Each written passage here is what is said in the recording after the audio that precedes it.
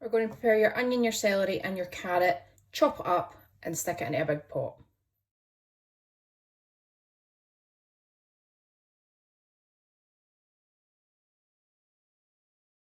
To your chopped up carrot, onion and celery, put in your fresh thyme. If you don't have fresh thyme, I've said you can use mixed herbs, some olive oil, and I'm adding in a teaspoon of chili flakes as well. If you don't like any heat at all, just leave them out.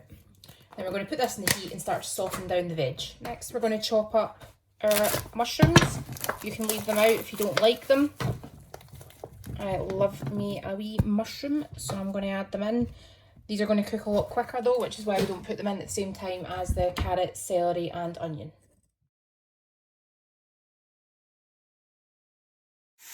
And then we're going to stir. Let those flavours release themselves to start the base to a wonderful, wonderful sauce for the mince. Once that's been on for about 5 minutes, I've cut the rind off of the bacon and I'm just going to chop that into the pot. You can chop yours up if you want, if you don't have these gorgeous kitchen meat scissors. Got them from Pampered Chef for these that are going to ask.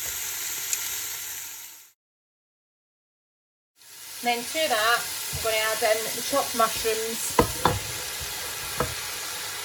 and your garlic, whether you're using minced or fresh garlic, totally up to you, and allow that to cook for another 5 minutes. Once that's been in for 5 minutes, you'll see the mushrooms will have released more liquid. That's absolutely fine. Put in your mince and brown that off. This is one thing a silicone spatula probably isn't great for. You need a wooden spoon, but because the mince is such good quality from Donald Butcher, even the silicone spatula can be used. Once your mince is browned off, put in your tomato puree and your wine and give it a stir and allow the alcohol to cook off. You just want to cook off the alcohol and reduce the wine.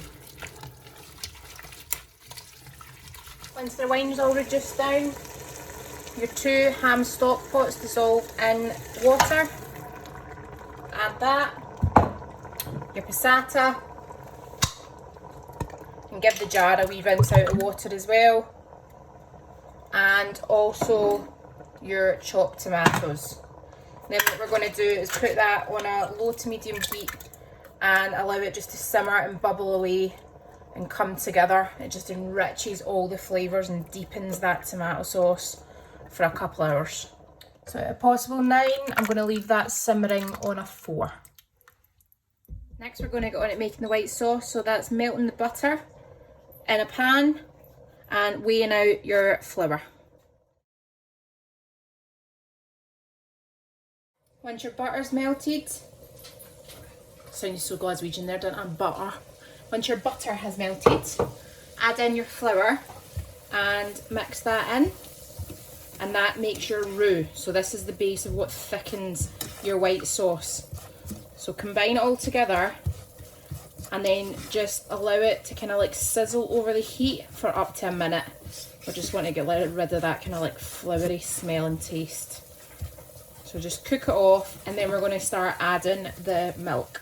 And just whilst you're cooking the flour off a little bit, I'd encourage you to season. So pepper, you can use black or white, and some salt. So then you're going to start adding your milk. Now this will thicken up quite quickly. What I quite like to do is actually move on to a whisk and whisk all that in, just to get rid of any of the lumps. And you'll see it start to thicken, and then you just keep going. See how it's already all thick? Just keep going with that milk. And once you've added all the milk and it's thickened, just stick it off to one side and we'll use it for layering the lasagna. Once that's been simmering a couple of hours, it'll get to that sort of consistency. Make sure you lift out any of your thyme sprigs if you've got any of them in.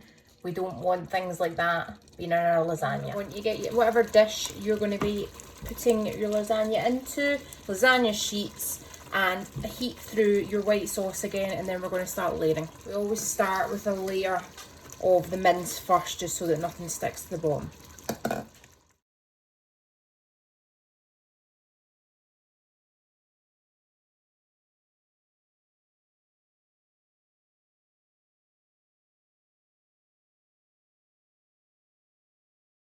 Then I just leave it with bechamel on the top. You can sprinkle cheese if you fancy, and we're going to put this into your preheated oven. Turned it around to the crispy bits at the back now. And then I just leave that to cool and even put it in the fridge.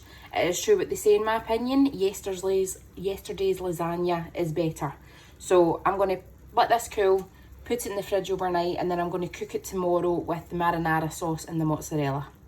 So now what we're going to do is make it into that restaurant style lasagna where you get the bubbling tomato sauce with pulley cheese with the next nice layered section of lasagna. So what you need, your lasagna out the fridge, marinara sauce, check my IGTV for the recipe, and I'm going to use mozzarella. You can use mozzarella, cheddar, or whatever you fancy. Alright, so portion up your lasagna. All I do is get another dish, stick your slice of lasagna in there, top it with some of your tomato sauce, forgive this, I've cut myself, and then sprinkle over mozzarella right over the top and down the sides. I'm just going to put the tomato sauce on the sides and sprinkle over mozzarella.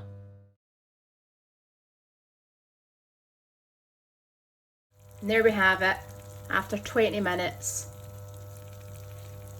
at 200 degrees.